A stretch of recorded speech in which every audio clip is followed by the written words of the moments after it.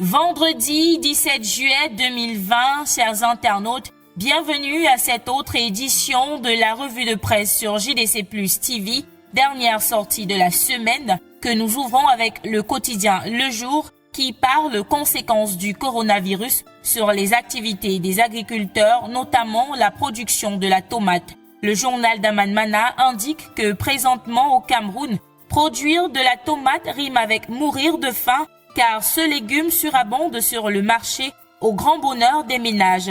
Le quotidien souligne que derrière cette surabondance se cachent de grandes peines, celles des cultivateurs qui sont actuellement privés de leur clientèle de la sous-région à cause de la fermeture des frontières. Les peines ou encore le malheur de ces cultivateurs de tomates sont à lire dans cette enquête que nous propose Le Jour en page 5 de son édition de ce jour. Dans cette édition du quotidien Le Jour, on parle également sport avec le fonds Covid FIFA pour soutenir le football camerounais. Ce que propose la FECAFOOT, c'est le titre en pied de une du quotidien. Pour connaître ce montant, lisez la page 11 du quotidien Le Jour, édition de ce vendredi 17 juillet 2020. À présent, parlons éducation avec Essingan. Le tri-hebdomadaire régional du centre et est titre Recrutement à l'éducation de base et Tondingwa pousse les instituteurs frustrés dans la rue. Retour sur cet incident qui a conduit à l'arrestation puis à la libération de certains de ces seigneurs de la craie,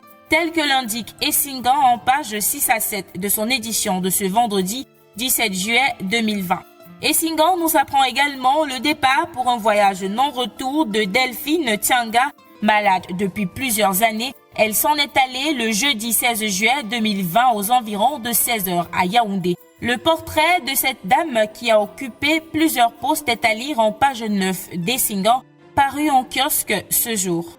Ouest, le MRC se déchire, c'est le grand titre qui barre la une du quotidien Le Messager dans sa parution de ce vendredi. Le journal de Jean-François Chanon indique qu'accusé par certains militants, le directoire du mouvement pour la renaissance du Cameroun est divisé sur la posture à adopter face à la grogne montante au sein du parti. Le Messager renseigne également sur la mort de Delphine Tianga. Il titre en pied de une nécrologie Delphine Tianga, broyée par le pouvoir. C'est la question que se pose le quotidien en page 4 de son édition de ce jour. Allons à présent du côté du nord-ouest et du sud-ouest où le quotidien Mutation s'arrête sur le pari social du bataillon d'intervention rapide BI en faveur des populations de cette région en proie à la crise anglophone depuis près de 4 ans aujourd'hui. La rédaction du quotidien s'est rendue au cœur des actions civilo-militaires de ce groupement qu'elle nous propose de découvrir en page 5 de son édition de ce jour. Le quotidien Mutation parle également du regretté Dr Tchemuta Divine Banda, président de la Commission nationale des droits de l'homme qui entame son dernier voyage ce vendredi à Yaoundé.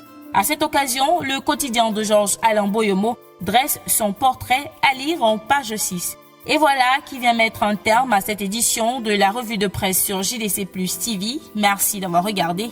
À lundi.